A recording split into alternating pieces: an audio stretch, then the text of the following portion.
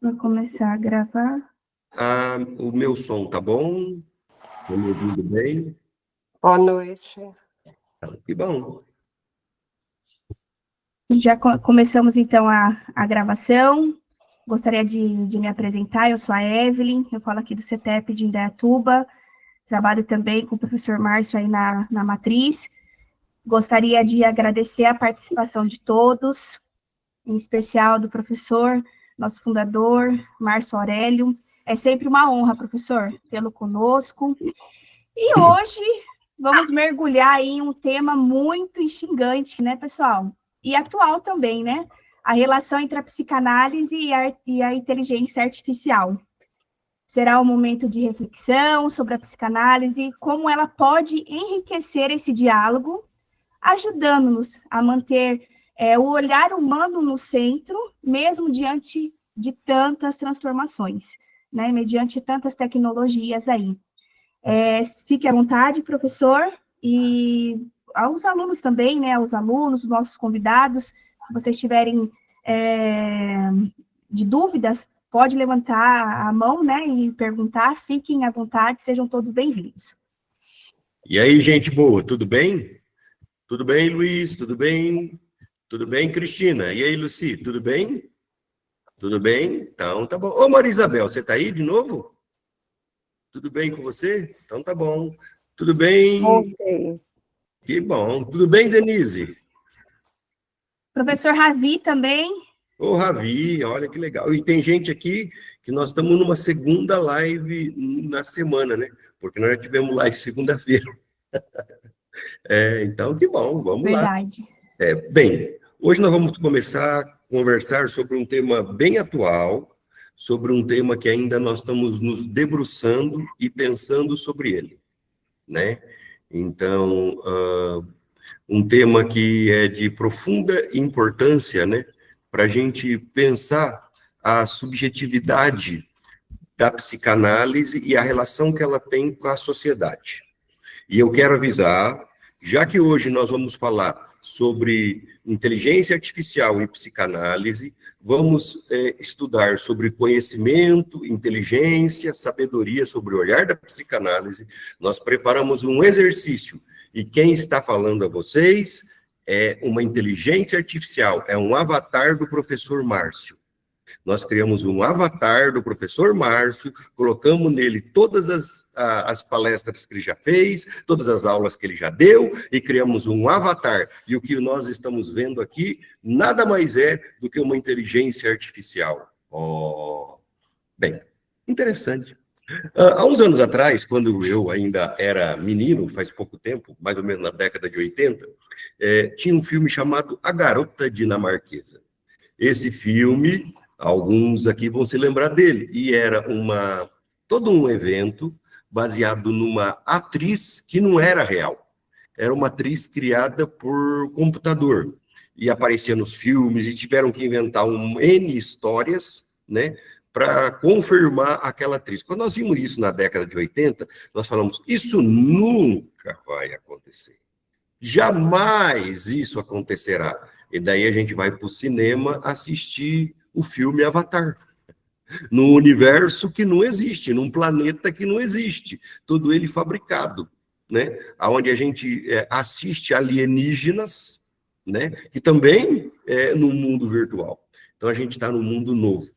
E eu gostaria conversar com vocês sobre um pouquinho sobre essa questão da inteligência artificial, porque ela já está no divã.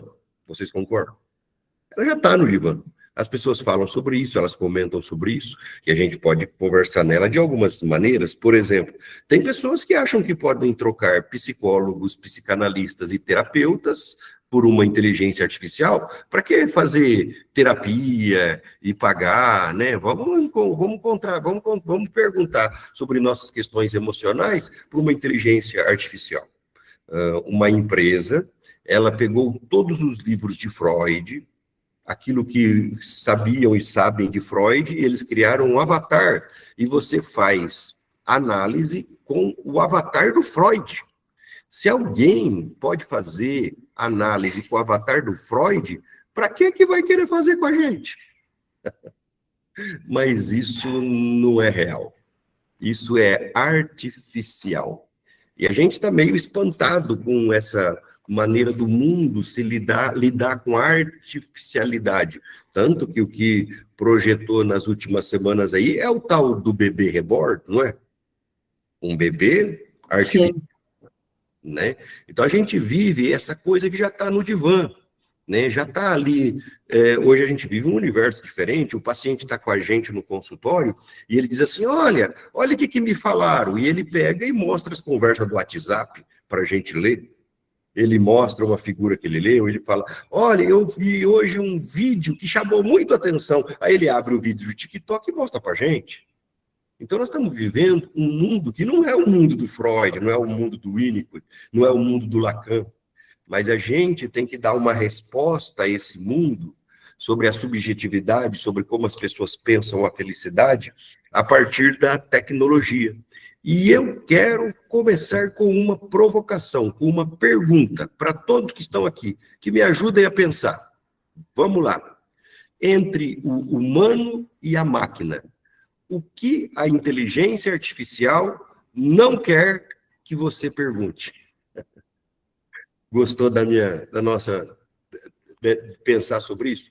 O que a inteligência artificial não quer que você pergunte para ela? Olha que pergunta boa. O que você acha? Me diz. Podem falar, gente. O que vocês pensam? Se vocês não sabem, perguntem para o ChatGPT.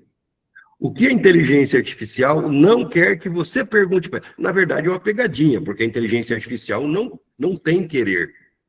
Mas o que você perguntar para a inteligência artificial, não haverá resposta. Essa que é a minha pergunta. O quê? Se você perguntar para ela medidas, ela te dá. Se você pedir uma dieta baseada no seu perfil, ela te dá. Se você quiser fazer trabalho de psicanálise, ela te dá, mas aqui ninguém faz, né, gente? Porque todo mundo aqui é estudante raiz, né? Certo? Então, o que a gente pode perguntar para a inteligência artificial que ela não saberá? Me ajude. Pode falar, Flávia. Pode falar, gente. Fica à vontade. Sobre as emoções que a gente sente. Se perguntar para ele assim, como uma pessoa triste se sente, ela responde. Eu entendi o que você quis dizer, mas vamos formular melhor. O que é que ela não consegue nos responder? É um bom caminho, as emoções. Vamos lá. Privacidade, professor. O quê? Privacidade. Privacidade, pode ser. O que mais? Vamos lá. Podem falar, gente. Eu estou procurando meu controle remoto aqui para o meu ar, mas podem conversar que eu estou ouvindo. O que é que nós podemos perguntar para a inteligência artificial que ela não saberá nos responder? Mas acho que qualquer questão relacionada ao inconsciente, ela jamais responderá. Ótimo, ela não vai acessar o inconsciente. Por que ela não vai? Porque nem nós acessamos. Eu acho que também O relacionado. inconsciente nos acessa, mas nós não acessamos o inconsciente. Vai lá, o que mais? Pode falar. Eu acho que relacionado às subjetividades, né, de cada um. A subjetividade, ok. Morte e vida. Morte, vida, tudo que vocês estão falando tá sensacional, mas a gente pode perguntar para ela como você se sente. Como você se sente. E se ela tiver programada, ela pode até responder como ela se sente. Porque, na verdade... Professor, a respeito da nossa identidade. Perguntar a respeito da nossa identidade? Pode ser, pode ser. Nós, o que nós podemos perguntar para ela que ela jamais conseguirá responder? Uma previsão do nosso futuro também, né? O que nós podemos perguntar a ela que ela jamais saberá nos responder é o que você deseja. Ela pode ser uma inteligência artificial, mas talvez o que nossa missão como psicanalistas do século XXI é mostrar para a humanidade que nós não somos só seres inteligentes, mas nós somos seres desejantes. E esses desejos recalcados, pulsionados, é que nos fazem ser quem nós somos. Quando nós éramos estudávamos, o pessoal falava sobre a diferença de nós e dos outros animais, e talvez até hoje num conceito errado, dizia que a diferença é que nós éramos animais racionais, e os outros animais eram irracionais, que é um conceito subjetivo, porque alguns animais têm também razão, não tão a racionalidade quanto a racionalidade humana. Mas, por exemplo, tem um chimpanzé nos Estados Unidos que ele fala na linguagem dos sinais 500 palavras. E ele consegue se comunicar com você.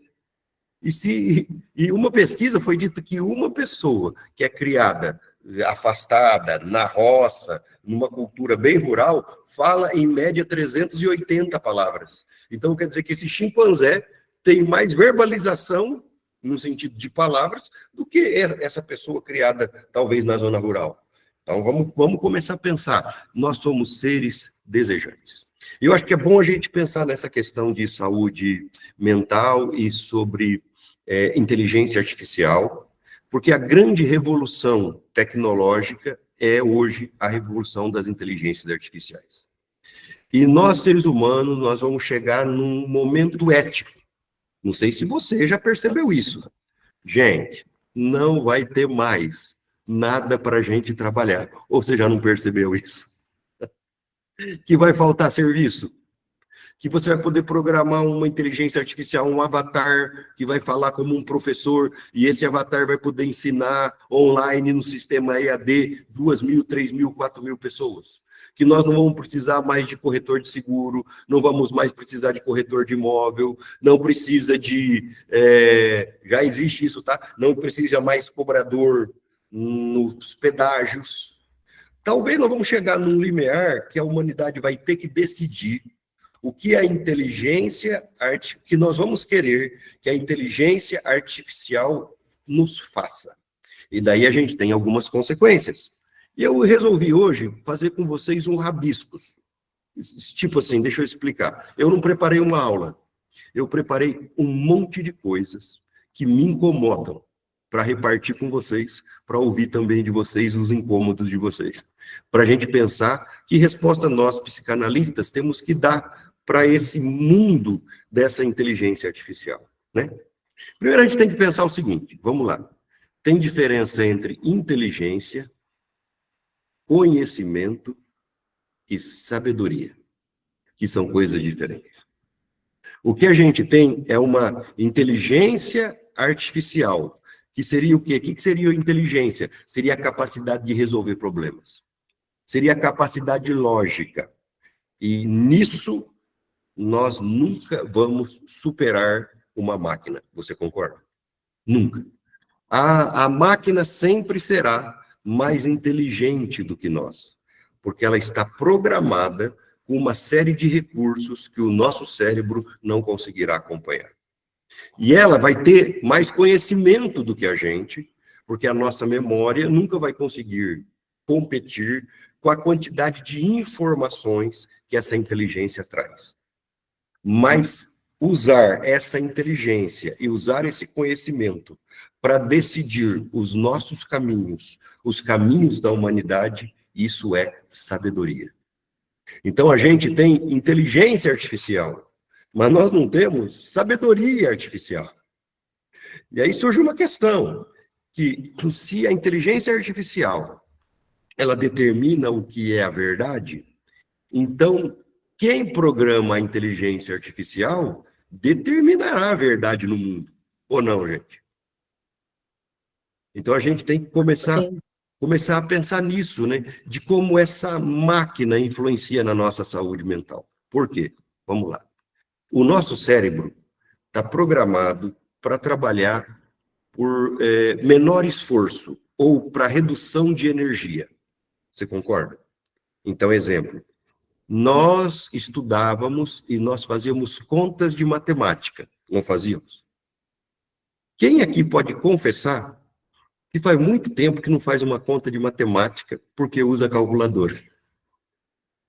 É muito mais fácil. Então, o teu cérebro sempre vai buscar a menor quantidade de energia. Se eu gasto menos energia para fazer a conta na calculadora, então eu vou desaprender a fazer a equação. Por quê? porque eu achei uma inteligência artificial que pode substituir o esforço que eu gasto. E a gente pode perceber algumas coisas. Por exemplo, lembram, antes do Waze, como é que nós fazíamos para achar endereço? Me ajuda aí. Assim, olhando para vocês aqui, de boa, eu estou olhando aqui o rostinho de todo mundo, eu vejo que, de todos nós aqui, eu sou o que eu estou mais bem conservado. Vocês estão velhos e vocês estão acabados. Mas eu estou gatinho, eu estou um gato velho. Brincadeira. Todos nós somos mais ou menos... Aí Gato você borralheiro. tem 40, 50 anos, me fala, quando você ia achar um endereço, como é que você fazia? Me ajuda. Guia. Mapa. Como? Um guia Mapa. de papel Mapa. ou mapa. Agora mostra quão velha você é. Que guia que é? Guia desse tamanho, assim, de papel. Lista telefônica. Telefônica. Guia A quatro gente- rodas. Gente, 4 rotas. A gente fala isso para os nossos filhos não acreditam. Ou não? Você pegava a lista telefônica, achava o endereço, ia lá para o final da lista e dizia B4. Essa rua está na B4. Aí você olhava o 4, olhava a letra B, ia seguindo e você achava o endereço. E depois, para você chegar lá, quando você ia viajar, você fazia o mapinha. Ande 5 quilômetros, aos 5 quilômetros você vai entrar no trevo tal. Agora você não precisa mais disso. Quem faz isso para você? O Waze. Uma Waze, Google inteligência Maps. artificial. Por isso eu vou te dizer, se você estiver numa BR, ou estiver num ponto da cidade, e o teu celular der pau, você ficará perdido. Porque você se emburreceu. O que eu estou tentando dizer é o seguinte, o que a máquina for inteligente, você deixará de ser. Deu para entender? Então, nós estamos caminhando para um emburrecimento da humanidade. Ou nós não percebemos isso, gente? Se nós não dermos uma contribuição, todos nós vamos acabar gordo, numa cadeira movida a energia elétrica, com um computador fazendo tudo por nós. Né? Então, o nosso cérebro, tudo que ele puder não fazer para ele economizar energia, ele não fará. Quando a gente leva isso para a saúde mental, a gente vai perceber de que a inteligência artificial, ela produz conhecimento, mas ela não produz afeto. Ela não produz encontros. E a humanidade, ela não é feita de inteligência, ela é feita de afeto. E a gente vai substituindo o quê? Vai substituindo afeto por outras coisas. O que eu estou querendo dizer é o seguinte, ouça essa frase. Se a máquina é inteligente, o que nos resta como seres humanos? Se a inteligência era o que a gente ficava enaltecendo, de que nós éramos melhores que os outros animais, porque nós éramos inteligentes e eles não. Agora nós estamos diante de uma inteligência que demonstra a nossa burrice. E a gente vai nesse emburrecimento, isso vai trazendo transtornos para a saúde mental. Mas a inteligência, ela resolve problemas, mas ela não gera consciência. Por quê? Qual é a maior porta do inconsciente? Vocês aí, psicanalistas de primeira grandeza. O que a gente aprende na primeira aula? Qual é a maior porta do inconsciente que fez Freud escrever o seu primeiro livro? Qual é? Me ajude aí. Sonho. Sonho. Hein? Os sonhos. Qual é a maior porta do inconsciente? Os sonhos. Presta atenção, gente, ó. Máquina não sonha. Só o ser humano sonha.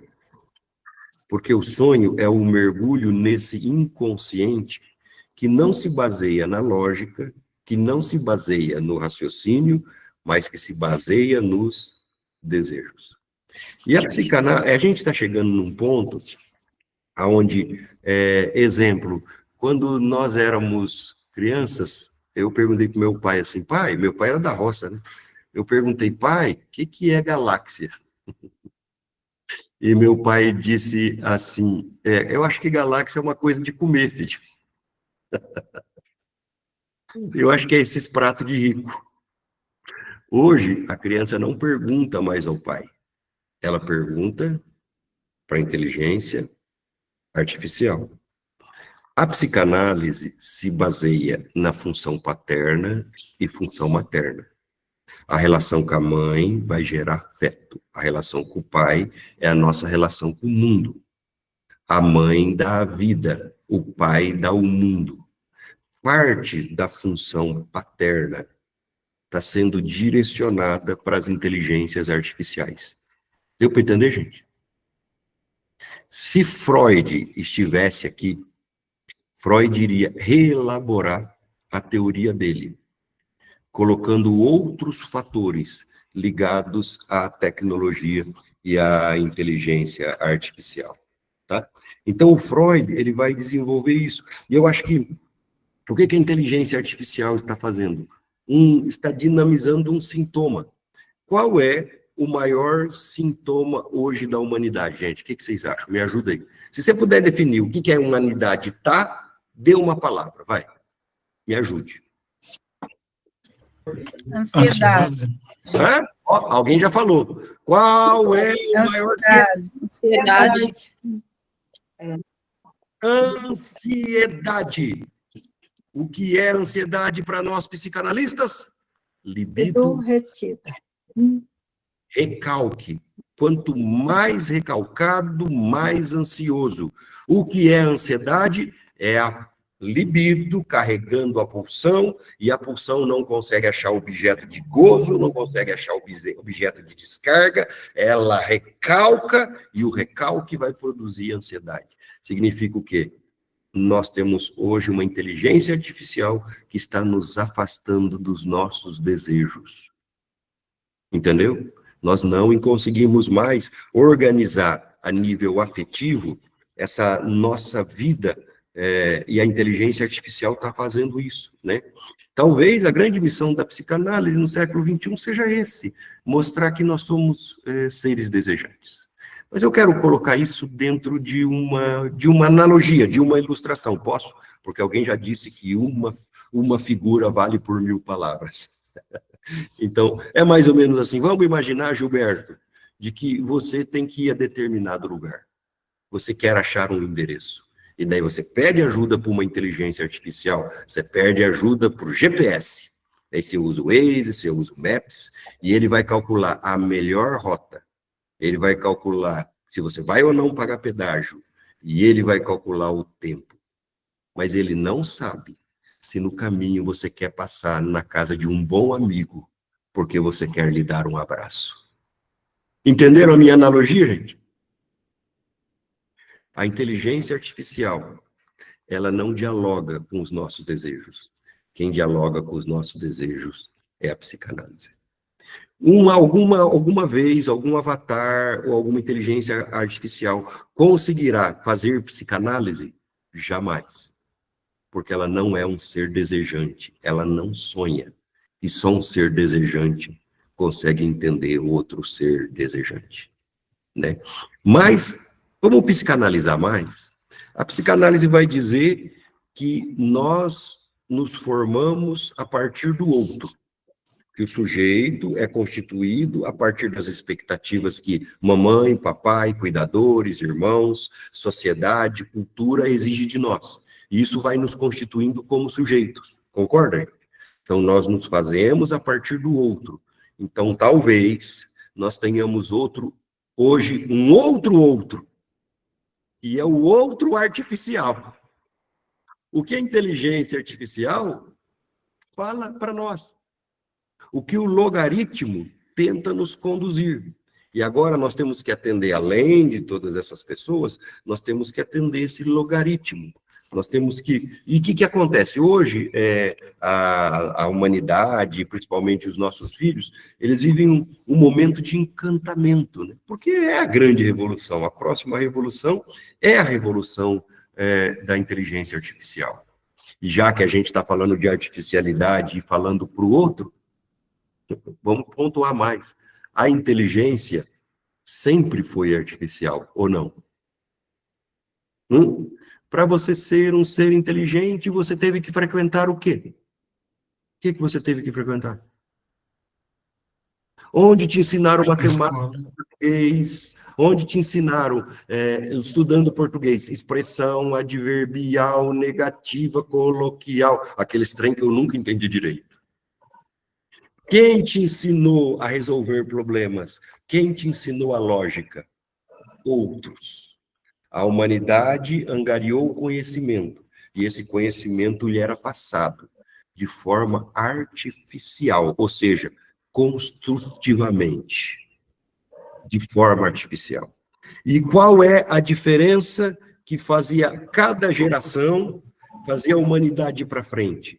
O encontro com o outro, o encontro consigo mesmo, o encontro com uma nova maneira de sentir, com uma nova maneira de desejar. Talvez a grande tragédia é que a inteligência artificial está nos tirando os desejos, nos tirando essa questão da subjetividade.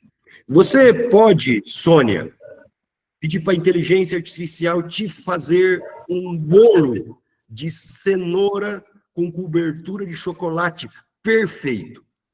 E ela vai calcular a temperatura, vai calcular os ingredientes, as gramas, e ela pode te dar o que todo mundo fala que é um bolo perfeito, porque o outro vai te dizer o que é um bolo perfeito.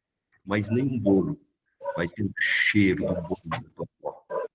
Nem um bolo vai ter o gosto que você sentiu quando você era criança e via aquele bolo e a saliva escorria pela boca. Estão entendendo o que eu estou dizendo, gente? Agora, o grande desafio nosso é devolver para os nossos pacientes, nesse mundo tão tecnológico e de inteligência artificial, o diabo dos seus desejos, porque nós, psicanalistas, somos os operários do desejo. Esse é o nosso trabalho. É isso que a gente vai fazer. E a gente está vivendo um mundo onde as pessoas estão muito desconectadas. Uma série fez bastante sucesso há um tempo atrás, chamava-se Adolescência. Alguém aqui assistiu? Era destaque no cartaz da Netflix, naqueles filmes indicados pela Netflix. Certo, gente? Sim? Então, a Netflix tem uma inteligência artificial, que ela nos diz os nossos gostos.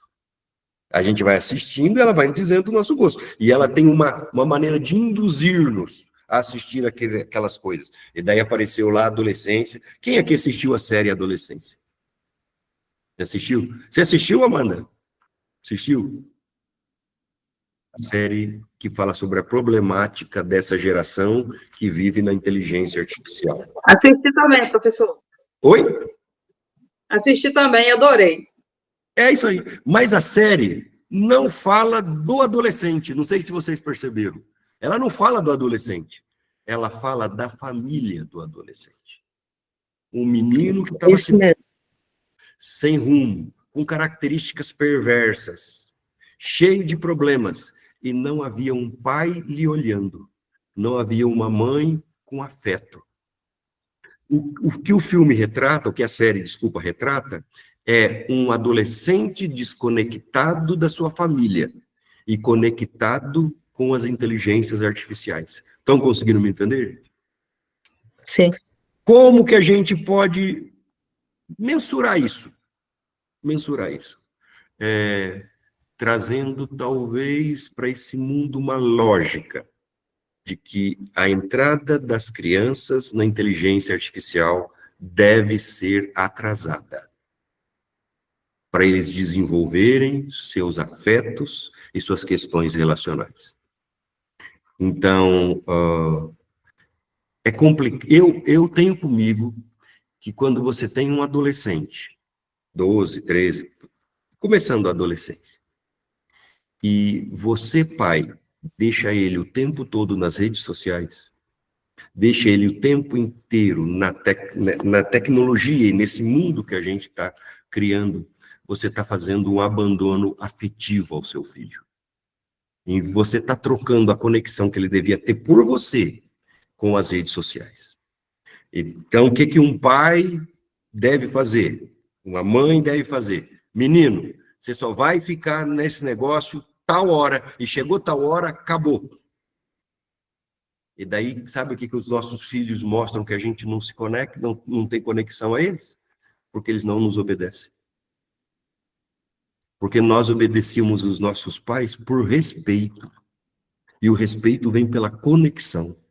Não era porque era castigado, não era porque... Era porque o pai falou, a mãe falou, e a palavra do pai, a palavra da mãe tinha honra. Só de olhar. Você... Então, aí chega e diz, mas quem que tira um menino da internet? Gente, quem deu o celular para essa criança, para esse adolescente? Quem liberou para ele o acesso? Porque só pode ter acesso de algumas redes sociais se o adulto autorizar. E outra coisa, ele é teu filho, tá? Quem paga aquela internet? É você. Então, quem decide o quanto ele vai assistir? Você. A internet é sua, não é dele. Então, a gente tem, eu acho assim, essa falta de conexão que a gente tem, né, mostra nessa série Adolescentes. Saiu há 2 meses atrás, na Folha de São Paulo, uma história muito triste, de um adolescente de 14 anos que matou a facada em Uberaba uma menina de 12 anos. Coisa curiosa, os dois estudavam na mesma escola, os dois eram de famílias religiosas, porque os dois frequentavam a igreja presbiteriana, só que em comunidades diferentes, certo? E o menino chegou para a garota, né, e disse assim, olha, ele deu um bilhete, quando estava escrito nesse bilhete, eu tenho para você uma sentença. Quando ela abriu o bilhete, estava escrito morte. Aí, quando ela leu aquilo, ele pegou a tesoura da mãe. De quem que era a tesoura? Olha que coisa simbólica. Não era uma faca da cozinha. Ele pegou a tesoura da mãe. A mãe. Olha que coisa simbólica. E ele, com a tesoura da mãe, ele matou a menina a facadas. Quando perguntaram para ele por que ele tinha feito isso, ele disse, porque ela era feliz. Porque os pais dela a amavam. Nós vivemos num mundo onde ser feliz ofende as pessoas. Se você demonstrar que você é bonita, que você é bacana, que você é inteligente, vai ter um monte de gente que vai te atacar e te odiar. Nós vivemos num mundo onde a falta de afeto das pessoas está sendo substituída pela inteligência artificial. É isso que eu estou tentando dizer para vocês.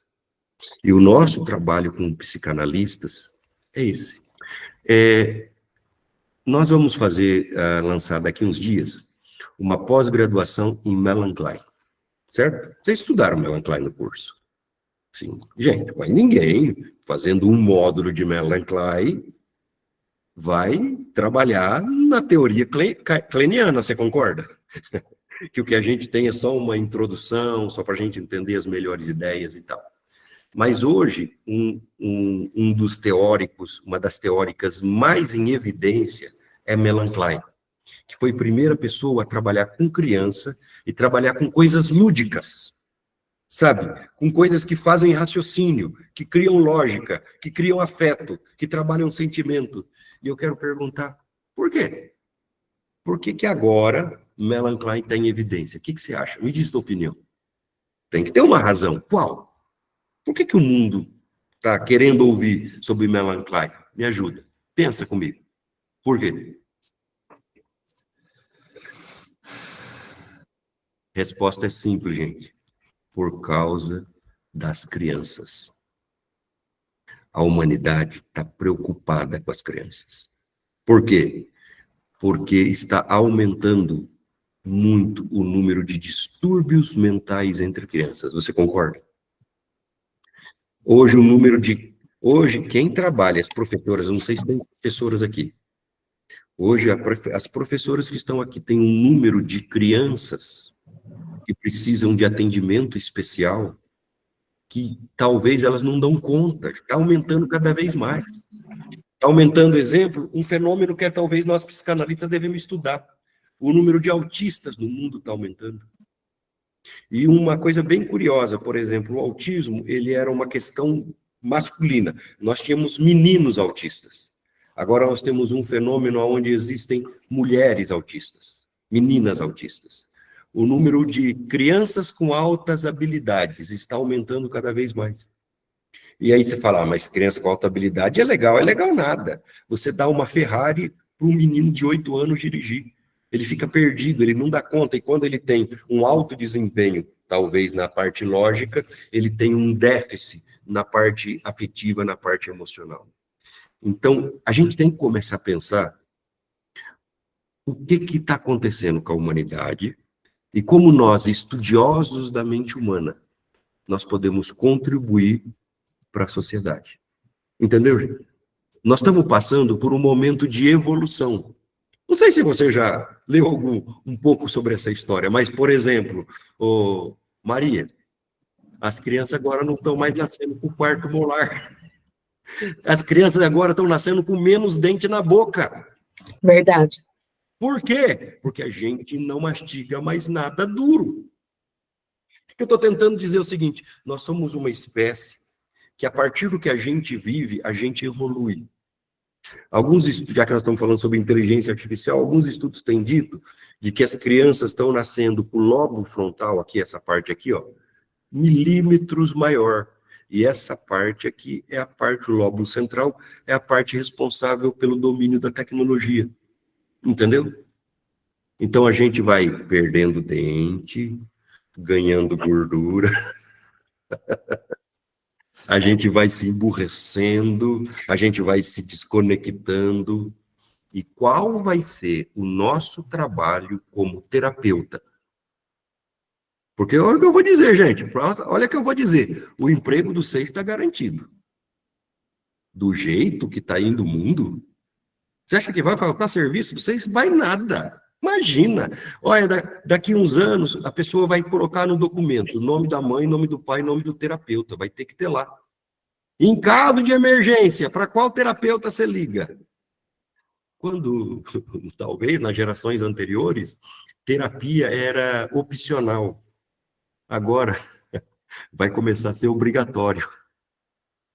Tanto que hoje, em tribunais, o juiz diz assim, um adicto, alguém que avançou na esposa e a família... O juiz condena. A minha condenação para você é o seguinte, vai fazer terapia. Quem tem que dizer para mim se eu posso te liberar ou não é o teu terapeuta. E eu já tive algumas pessoas que o tribunal me mandou, porque a humanidade entende que ela está precisando de terapia. Legal, que bom. Agora que eu falei dos meus rabiscos e das minhas preocupações, e falei do bolo da vovó, não é feito pela inteligência artificial, eu quero ouvir vocês. E aí, gente, o que vocês acham dessa conversa nossa? O que vocês acham desse nosso momento de reflexão? A Evelyn está aí, Evelyn? Evelyn? Evelyn, está me ouvindo?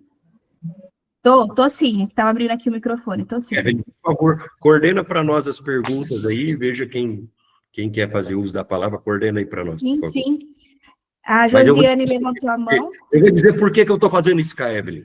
Porque eu sou muito ruim de inteligência artificial e eu não sei mexer direito no Meet. Vai lá.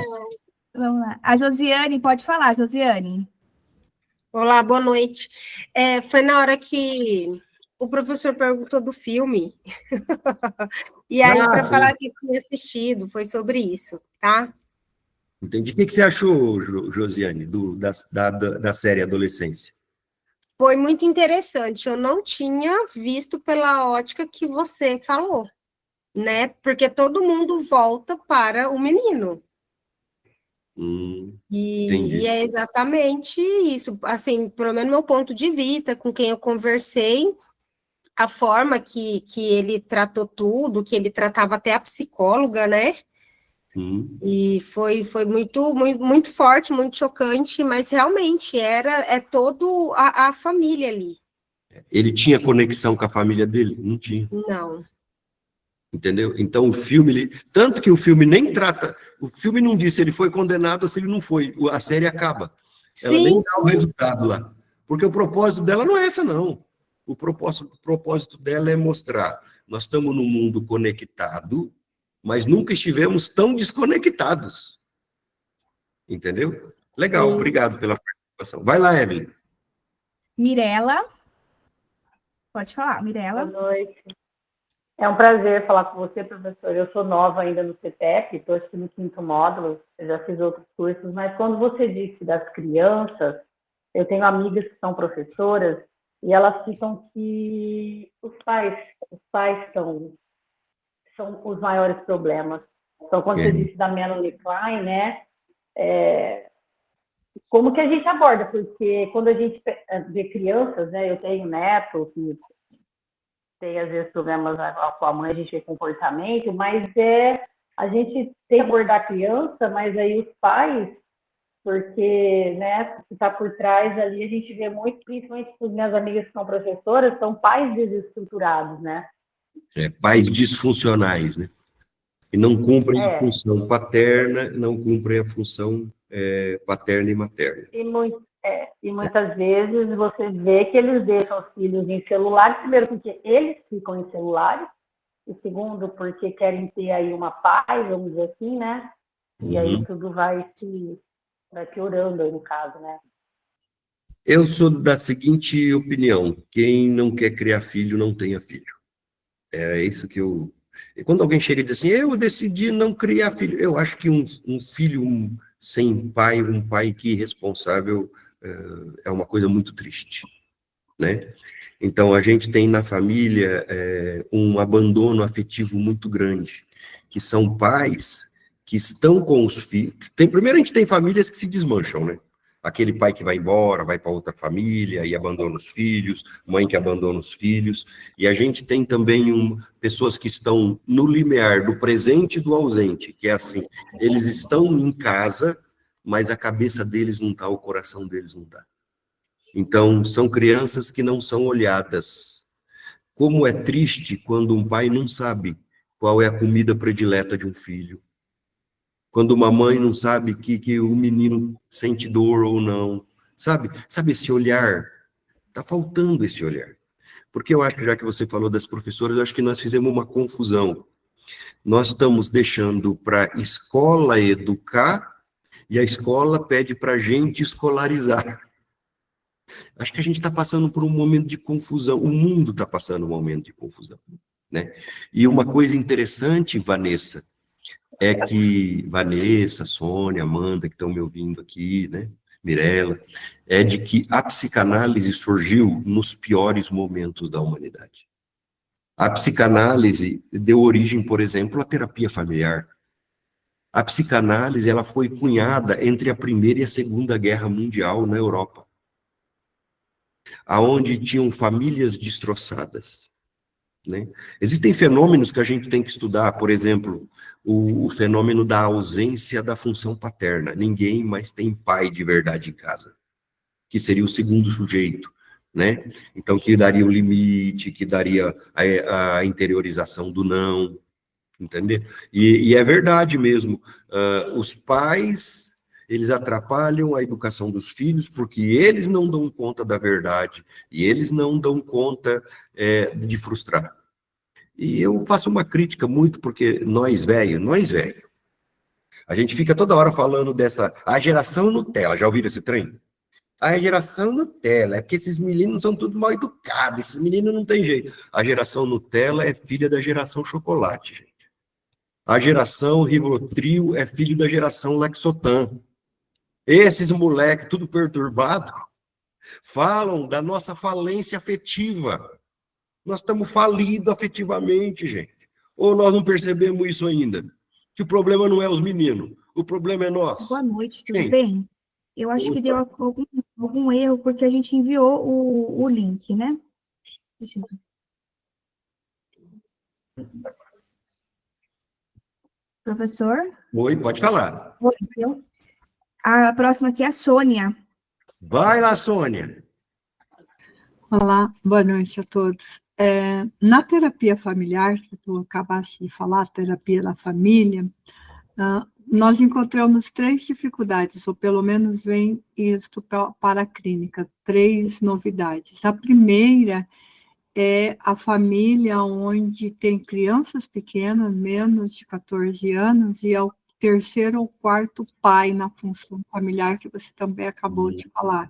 Então, a família está desajustada porque o filho já está experimentando o 3º ou 4º padrasto, e aí é complicado de você conseguir trabalhar a cabeça.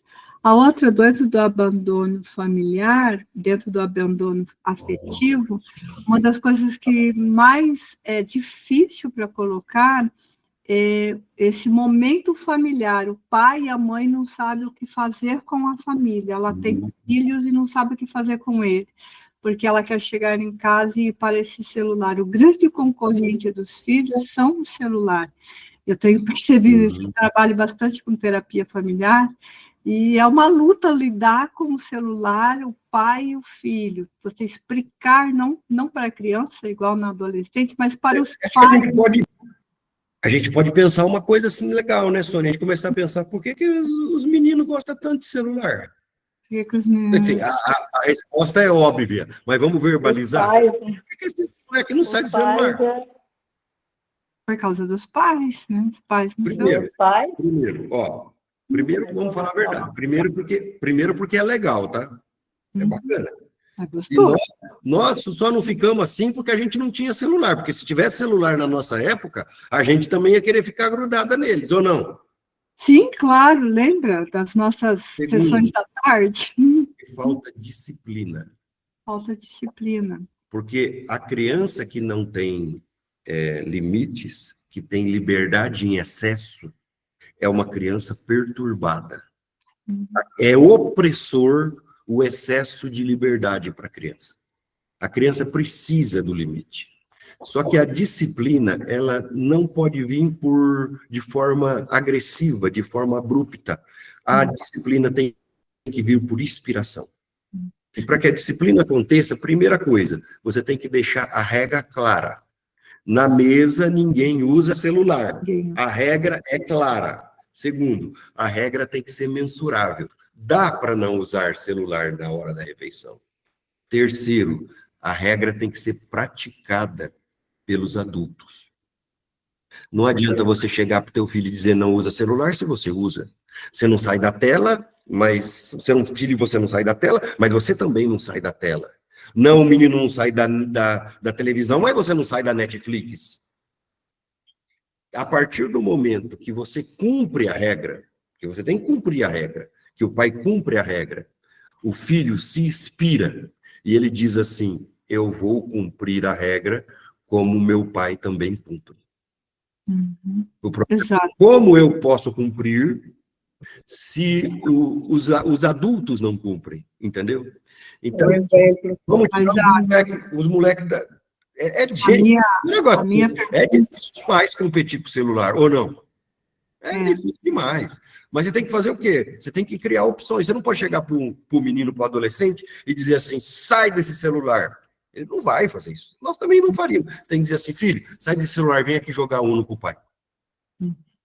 Mas a minha pergunta, qual o melhor caminho para essa criança que vem com 3, 4 pais, entre aspas, diferentes, trabalhar essa ansiedade que ele tem, essa depressão, com segurança. De famílias remendadas, né, Sônia?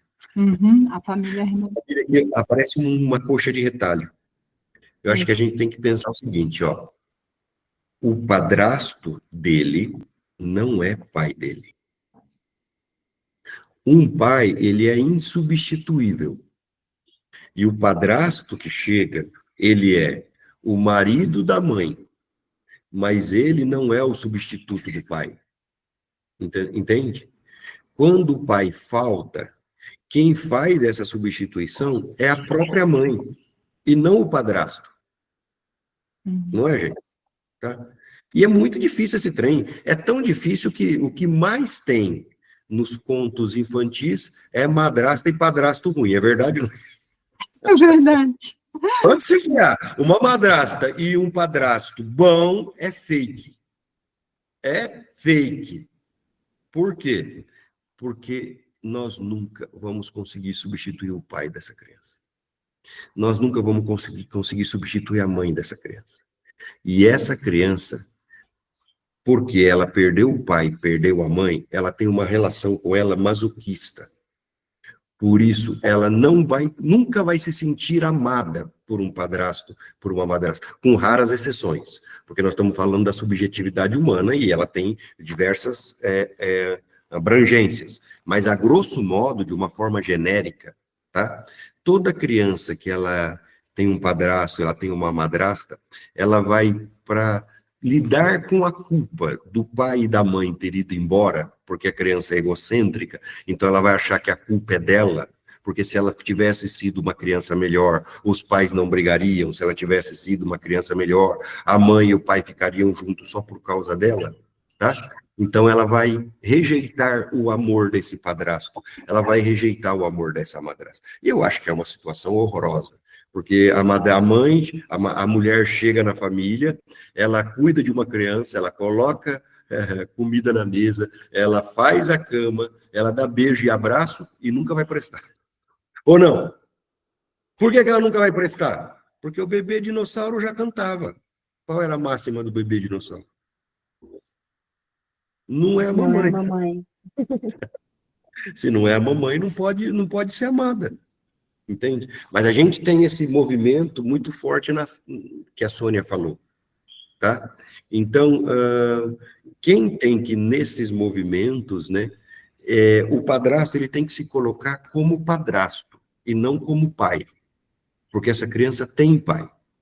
Quando o pai fica ausente, a criança vai ter um abandono afetivo, quem deve suprir isso é a própria mãe dele, tentando fazer as duas funções. Mas eu concordo, viu, Sônia, que não é uma equação muito fácil de solução, não. Né? Porque, de boa, gente, de boa. Família não foi feita para desmanchar. Eu sei que vocês vão falar, que já não é o divórcio que acaba casamento, o divórcio acontece porque o casamento já acabou, que tem muitas coisas que a gente não dá conta. Eu concordo, tá tudo certo. Mas que não foi feito para desmanchar, não foi, não. Não foi. Por isso, sempre vai ter preço. E o preço vai ser essa bagunçaiada que a gente está conversando aqui. Entendeu? Vamos lá. Mais perguntas, interações? Agora é a Vanessa. Fala, Vanessa. Boa noite.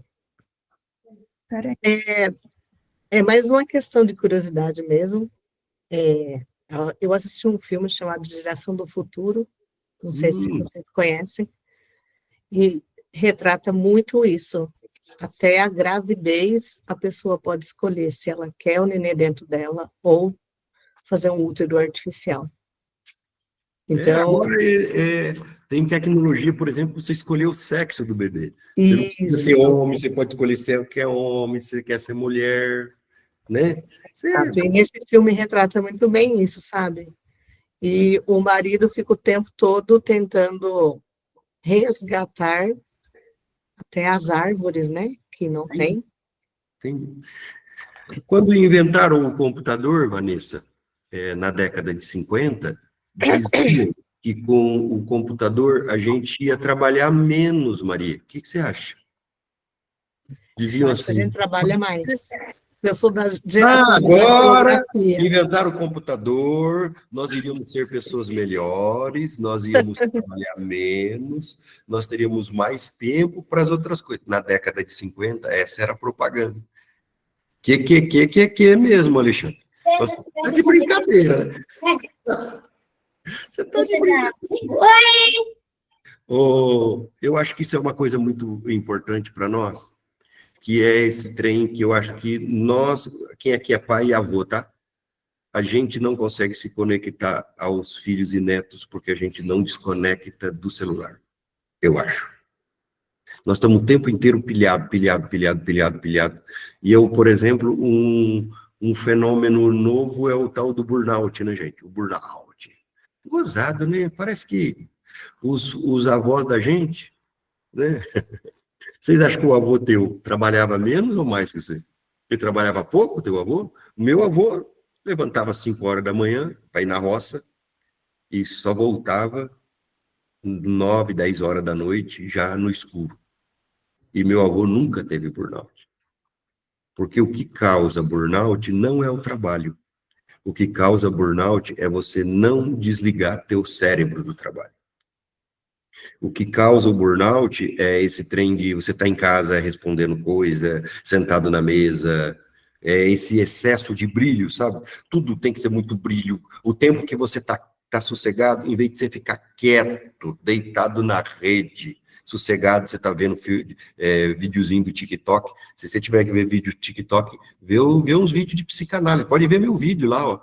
Vai lá. Você sabe que eu sou famosinho nas redes sociais, não sabe? Sou famosinho, tô maior tchutchuquinho, né? Eu tenho um vídeo meu no Instagram que eu falo sobre um dia que a minha filha pediu para mim um iPhone. E eu falei, vou te dar nada, você vai trabalhar e vai comprar o seu. E ela falou, ai, como eu tenho raiva de você. Eu falei, não tô nem aí, você pode ter raiva quando você quiser. Porque você tem que ter um sonho, você tem que ter um trem que te incomoda, você ir levantar e trabalhar e dizer assim, eu vou comprar um iPhone, porque meu pai não quis me dar. E eu gravei esse vídeo, coisa simples, que qualquer um podia ter gravado aquilo lá, gente. Foi bem simples. Bateu 20 milhões de visualizações. 20 milhões. E o que eu falei sobre o vídeo?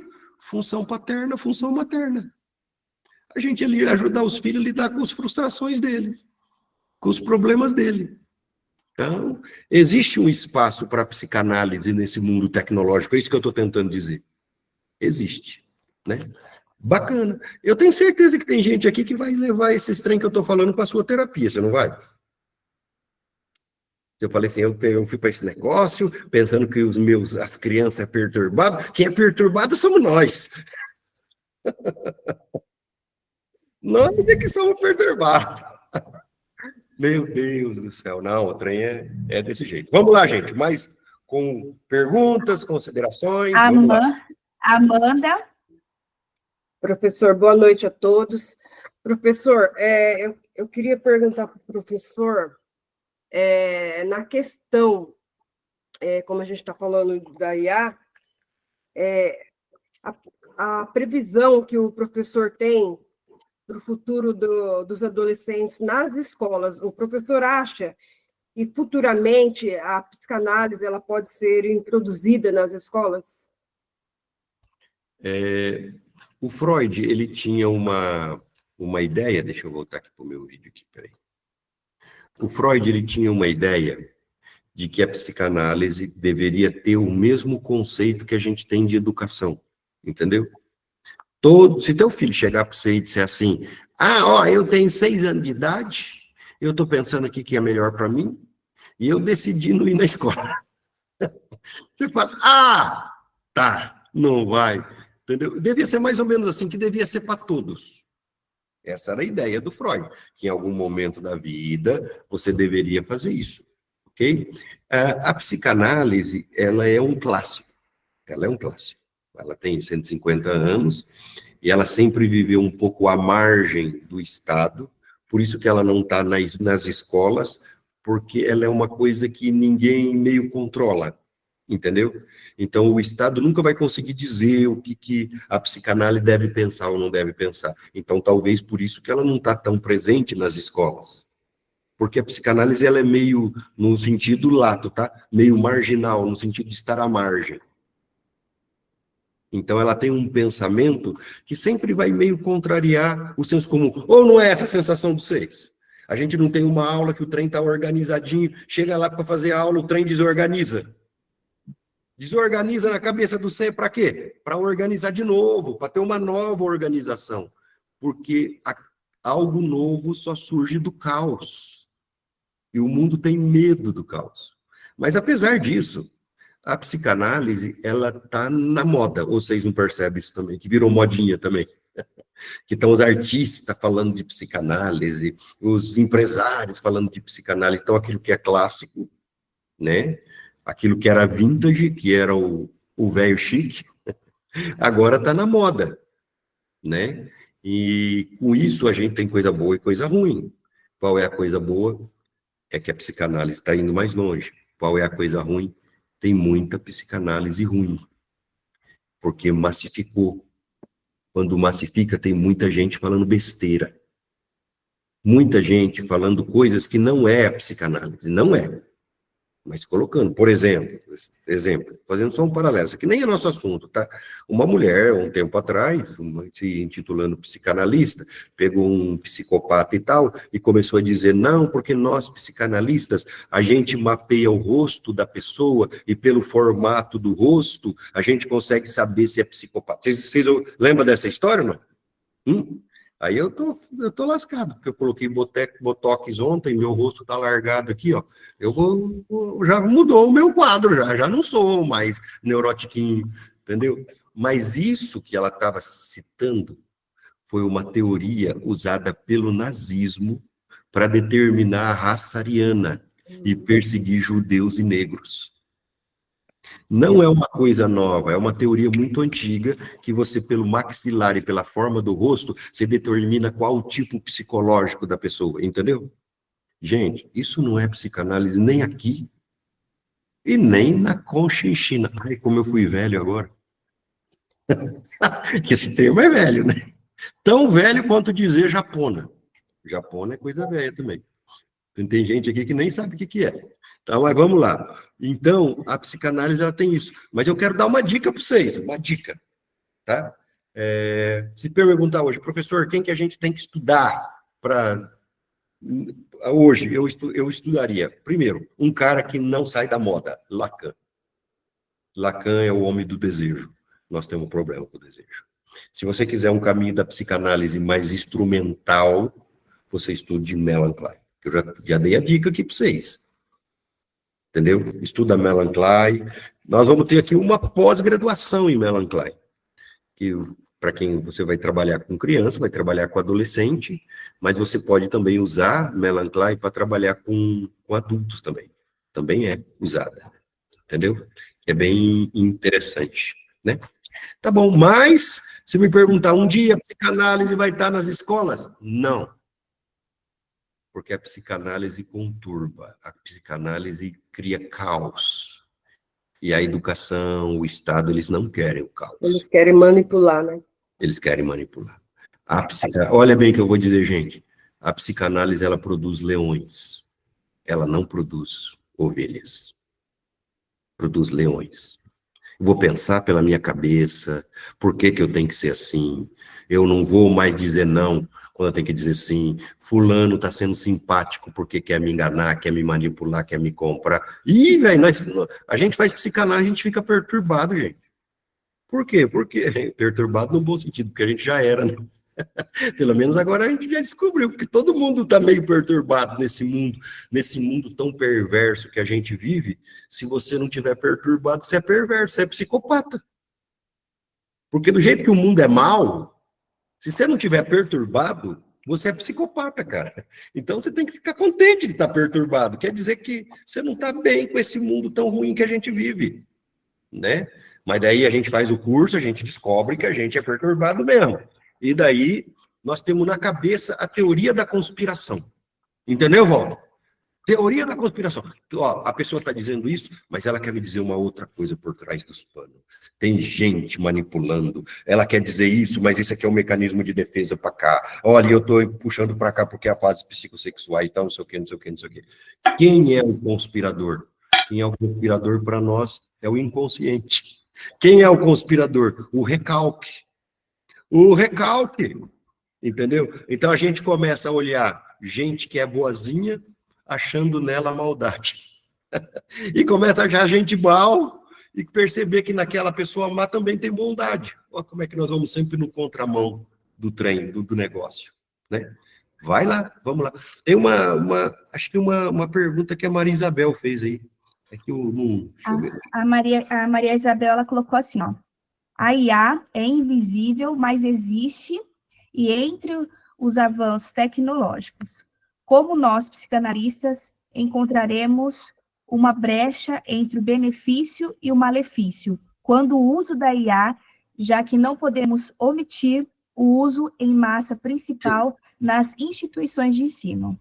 Ó, primeiro, a IA, a Maria Isabel, eu vou concordar com ela. A inteligência artificial veio para ficar, gente. Ela não vai embora, não. Vai embora? Vai nada. Vai nada. Mas a gente tem que pensar o limite. Até onde? Porque, às vezes, um remédio, se ele estiver em doses altas, ele vira veneno. Não é? Que é o fármaco, que a gente chama isso, né? A inteligência artificial, ela veio, não vai embora, mas a gente tem que conseguir colocar os limites, né? Exemplo, colocar um limite para o filho, para o adolescente, colocar o limite, talvez, na empresa da gente, na gente, né? A inteligência artificial, ela é ótima em eficiência. Nenhuma empresa vai ser melhor administrada sem uma inteligência artificial. A inteligência artificial, ela é essencial em eficiência, mas ela é péssima no sentido existencial. Então, vamos deixar a eficiência para a IA. Deixa ela lá no canto dela. E nós vamos trabalhar a questão existencial, nossos desejos, quem nós somos, a ligação com o pai, com a mãe, com a família, que é o tema básico da psicanálise. Porque o GPS, que é uma inteligência artificial, ele nos leva a lugares. Mas a psicanálise nos leva de volta para nós mesmos. Essa frase ficou boa, hein? Essa frase ficou boa, acho que eu vou patentear ela. O que você acha, Luiz Carlos? Acho que ficou boa, né? Acho que dá para... Acho que eu vou divulgar ela nas redes sociais e na inteligência artificial. É o que eu estou tentando dizer, gente. Veio para ficar. Veio para ficar. Entendeu? Nós agora estamos com um programa de televisão aqui no CETEP. Nós temos um programa de televisão, um podcast, a gente grava toda semana, né? Daqui a pouquinho a gente vai divulgar para vocês participarem mais, né? E a gente vai fazer o conteúdo do negócio, a gente usa inteligência artificial. Só que depois que a gente pega a inteligência artificial, a gente olha e diz, e agora o que eu vou colocar que é além da inteligência artificial? Aquilo que é humano. Porque o que é humano é o defeituoso, é o fora, que eu quero dizer que é o fora do padrão. Aí a gente acrescenta e faz aquilo lá ser sensacional, porque a gente encharca do humano. Mas o humano é a partir da inteligência artificial. Não vai. A inteligência artificial vai ser usada nas escolas. Mas a humanidade, ela sempre arruma maneiras de se proteger dos excessos. Você concorda? Tem um trem, e o trem sai fora dos esquemas, e começa a atrapalhar a humanidade. O que a gente faz? A gente inventa um processo, uma lei, a gente faz um trem, não é assim? Para impedir os excessos.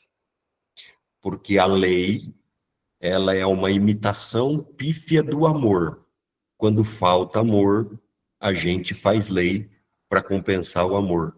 Nossa, que coisa triste isso que eu falei para você, mas é isso. Quanto mais lei, menos amor. Isso está na Bíblia, isso está na família, isso está na vida. Né? Então, exemplo, agora a humanidade está se defendendo. Celular na escola pública não pode. Não é essa a lei, gente? No estado de São Paulo não é assim? Sim, até na particular. Pode. Não pode. Escola particular também tem que cumprir a lei. Dentro do estado de São Paulo, criança não usa celular durante a aula. Ok? A gente poderia fazer outra coisa diferente. A gente poderia, Maria Isabel dizer assim, todas as crianças trazem celular e a gente vai fazer exercício com eles. Mas saiu do controle, entendeu? Então, como uma forma de corrigir o excesso, aí ele se posiciona assim, porque os alunos não estavam mais estudando, porque em vez de usar o celular para estudar, usavam para não estudar. Exemplo, nos Estados Unidos, não sei se vocês sabem disso, tá? Nos Estados Unidos, o TikTok está sendo processado pelo governo americano. Sim. Dizendo que ele afetou a inteligência das crianças. Sabe aquele trem assim, 2 segundos, se não me pegou o interesse, eu jogo? Então, que isso criou dificuldades emocionais e aumentou a ansiedade em crianças. Vocês concordam ou não? Plenamente. É uma maneira da sociedade se defender. O que eu estou tentando dizer é o seguinte, a inteligência artificial é algo novo, ela veio para ficar, não existe legislação em relação a ela, a humanidade vai criar legislação.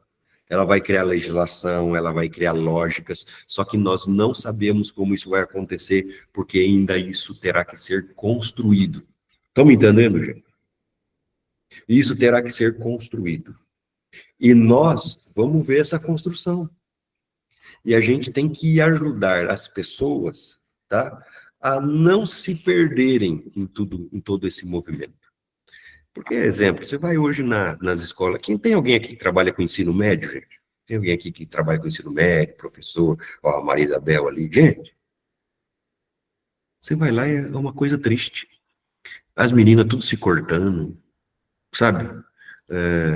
Se matando por amor, que é traço border, né? O número de border está aumentando, sabe? O número de atos perversos, parece que psicopatas estão aumentando, sabe? Então o mundo está passando... O que eu estou tentando dizer para vocês, gente? Presta atenção. Está surgindo algo novo, que nós não sabemos mais o que vai dar. Aquele mundo que a gente tinha, Joyce, aquele mundo que a gente tinha, Vanessa, Luiz Carlos, não existe mais. E ele não vai mais voltar. E o que a gente pode fazer é contribuir para a criação de algo novo.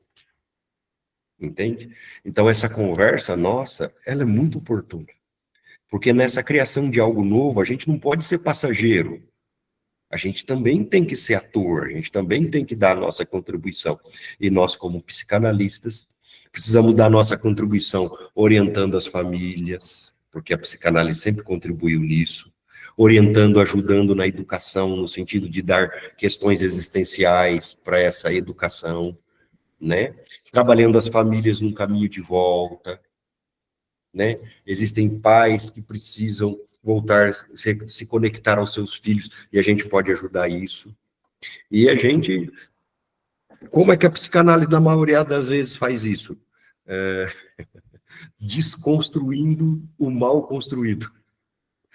A psicanálise é esse trem meio revolucionário assim mesmo. Você pega uma pessoa que tá tudo certo, tá lascada, mas ela se esconde através do sintoma, ela se esconde na falação dela, ela se esconde no mecanismo de defesa. Você vai e bagunça tudo ela fica pior, ela se desorganiza, porque as bases dela começam a ruir, para que ela saia de trás do sintoma, saia de trás do problema que ela está se escondendo, para construir algo novo. Esse movimento do caos, para quem está trabalhando no consultório, é meio perturbador. Porque é perturbador você ver o seu paciente na busca existencial dele, às vezes ficando pior. Porque algumas coisas têm que piorarem para depois melhorarem. Vocês concordam, né? Concordam? Então, e esse é o caminho da psicanálise. O caminho da psicanálise é esse trem novo aí que a gente está conversando. E beleza, nós falamos umas coisas bonitinhas hoje, não falamos, gente? Sim. Tudo nos improvisos, tudo assim, só nesse bate-papo legal assim que a gente tem, né? Porque eu tenho uma coisa comigo, ó. Nós, seres humanos, nós somos seres sociais, nós somos feitos para andar em bando. Nesse mundo olha o que eu vou dizer, vagabundo anda com vagabundo, sem vergonha anda com sem vergonha, patrão anda com patrão, peão anda com peão, e psicanalista anda com quem? Com psicanalista. Nós temos que estar mais juntos, nós temos que nos ver mais, a gente tem que tomar café mais junto, a gente tem que sentar na mesa, falar mais da gente, falar mais da vida. A gente está muito longe, a gente precisa ficar mais perto. Nós precisamos inventar jeito da gente encontrar mais. Ter mais conexões. Porque psicanalista anda com psicanalista. E nesse movimento é que vai saindo as ideias, um colega fala uma coisa que te desperta. Ué, não foi legal essa nossa conversa aqui? Muito. Legal, nós aprendemos todos juntos aqui. Então a gente precisa inventar. Então o que eu posso dizer assim? Surgiu uma oportunidade. Vai ter uma live, vai ter um trem, vai ter um congresso, vai ter um café, vai ter aonde, vai ter aquilo. Arruma um jeito de estar dentro. E para com esse trem de enrolar. Vamos ficar todo mundo junto. Porque junto a gente constrói a psicanálise. Exato. Que beleza, né, gente? Eu agradeço a paciência de estarem aqui comigo. Muito obrigado pela confiança e obrigado, Evelyn, pelo convite. Obrigada, professor. Muito obrigado. Gente, aí, gostaram da nossa conversa? Foi legal? Foi bacana? Teve alguma Sensacional. uma coisa nova na cabeça? Como é que foi aí? Fala, me conta. Foi ótimo. Pode muito falar, proveitosa. Joyce, Luiz. Oi, professor, né? Tudo bem? A todos, boa noite. Não, foi assim, maravilhoso, né? Esse momento assim, que a gente consegue essa troca que é muito importante. Só para que eu havia falado, sobre essa dica, né, da Marianne Stein, que eu vi umas notícias aí muito interessantes. Aquele casal, tá muito aí, né, nas mídias, Virgínia, com o Zé Felipe e tal. O que me chamou a atenção foi as crianças, as duas irmãs, um vídeo que está circulando, da maior chorando porque ela quer ser igual à irmãzinha. E a irmãzinha fala, eu quero ser divertida como ela. Eu não sou divertida, eu sou feliz.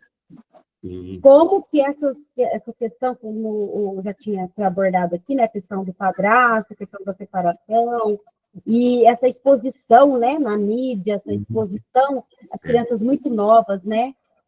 Sexualização das crianças, né, Ju? Sim, também. Então, é uma pauta a qual nós temos que começar a pensar um pouco mais nisso, mais profundo, e ver como nós, né, psicanalistas, podemos fazer uma abordagem, auxiliar essas crianças, essas famílias, como o professor já colocou e foi bem colocado e dito aqui para nós. E ficarmos mais juntos para a gente poder pensar mais e desenvolver mais um material aí, que eu acho que é muito importante. Obrigada, viu? Eu vou preparar uma bibliografia sobre esse tema. Vocês querem, gente? Vou achar alguns livros. A maioria está em PDF lá na biblioteca da associação. E a Evelyn, você consegue mandar, né, Evelyn? Sim. Eles. Sim. Essas questões de mudança no mundo, inteligência artificial e a psicanálise, essas coisas que nós conversamos aqui hoje. Tá bom? Tá bom. Fala, Evelyn. Vamos... Não, acho que o Luiz, ele queria, para encerrar, Luiz, pode falar. Posso, boa noite. E aí, Luiz? Um prazer enorme, né, poder estar com vocês, primeira vez aqui, né, começando o curso do CETEP, e ouvir vocês, né, é tão importante a gente poder ouvir de outras pessoas aquilo que você está vivendo.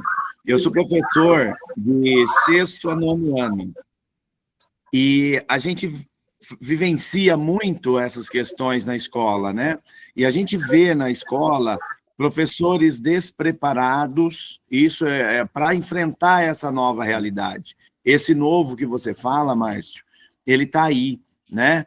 É um momento novo que a gente ainda vai entender e que vai crescer. Quando a gente entender esse novo, nós teremos outros novos para a compreensão também, né? E aí eu lembrei também, na medida que iam falando de afeto, um livro que a 2022... 2023, indicaram sobre a geração do quarto, chama o livro. Depois eu posso enviar. É uma geração que está sendo, do filme, né, da série Adolescência, fala um pouco disso. A gente não sabe o que os nossos filhos estão vivendo no silêncio do quarto. Então, isso é uma imensidão. É mais perigoso o silêncio do quarto do que a balada, do que as raves, do que as festas, né? Que os nossos filhos possam estar participando. Então, esse livro é bem legal, a série Adolescência é incrível, né? A gente vê inversão de papéis. Essa semana, um professor foi agredido por um menino de 9º ano, a polícia foi chamada, aí o menino, a mãe do menino nem foi na escola. E aí, quando tem reunião de pais, os pais dos alunos bons vão e participam, né? E dos pais que precisariam estar lá para a gente poder alinhar, conversar, nunca aparecem. Então, existe mesmo uma ausência... O Luiz está pedindo para você repetir o nome do livro. Geração, deixa eu pôr aqui. Geração do quarto, cadê? A geração do Dá pra quarto. ver? Tá. Tá bom. Geração do quarto. A geração do quarto. A geração do quarto do Hugo Monteiro. É muito legal. Então, só dizer assim, eu acho que eu estou trabalhando com os meus alunos exatamente inteligência artificial. E a gente precisa ficar atento, enquanto a gente não entende, a gente tentar buscar informações no sentido de que aquele que mais vai se dar bem em IA daqui para frente é aquele que melhor fizer as perguntas. Então, é muito importante a gente atentar para isso. O que nós vemos nas nossas crianças é um uso errado da IA. Né? E assim como o uso errado de tantas coisas, de tantas áreas, né? De tantos temas pelas nossas crianças, por falta de orientação, eles caminham por lugares que talvez não sejam os melhores.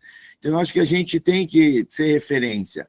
E me dá uma esperança muito grande, Márcio, quando eu te ouço falando que a psicanálise, ela é isso mesmo, ela produz leões, a psicanálise, ela vai ser uma referência para o resto das nossas vidas, né? E por várias gerações. Então, o meu sonho da vida foi ser psicanalista, e eu nunca fiz psicanálise, né? Me formei em pedagogia, sabe como aquela história que o Freud explica? Você vai fugindo daqui, fugindo dali, e me encontrei com o CETEP, né? Então, a ideia de que a psicanálise é uma esperança para mim. Uma esperança para mim, primeiro para mim, Luiz, mas depois uma esperança como psicanalista de poder, né, ampliar esse abraço, ampliar esse afeto, né, promover afeto nas pessoas, né, a partir do que está resolvido em mim. Então, eu estou muito animado, estou muito feliz por estar fazendo parte da família CETEP. Agradeço, Luiz. Vou falar uma coisa que eu falei na live domingo. Eu quero te agradecer pela sua generosidade. Quando uma pessoa vê coisas boas na gente, não pode ter a ver com a gente também, mas tem a ver com o olhar do outro, né? Então, pessoas boas veem coisas boas na vida da gente. Assim como aquelas pessoas que estão descendo sarrafo na gente, às vezes o problema não é a gente, não, é elas também, porque gente má vê só maldade na vida da gente, né? Então, agradeço a sua generosidade. Você parece ser um homem, tem essa característica, parece ser um homem generoso. Agradeço, né, por você ter dividido um pouquinho aqui com a gente, tá bom? Obrigado! Ó, gente, foi bom, não foi bom o nosso papo? Ó. Foi ótimo. Foi. Excelente. Maravilhoso. Tchau, tchau. Tchau, Evelyn. Até a próxima, hein? Gente, tchau, muito gente. obrigada. Tchau, Foi um gente. prazer. Adorei a Obrigada, aula. professor. Tchau. Muito obrigada. Boa Bom noite. descanso. Boa noite. Tchau, pessoal.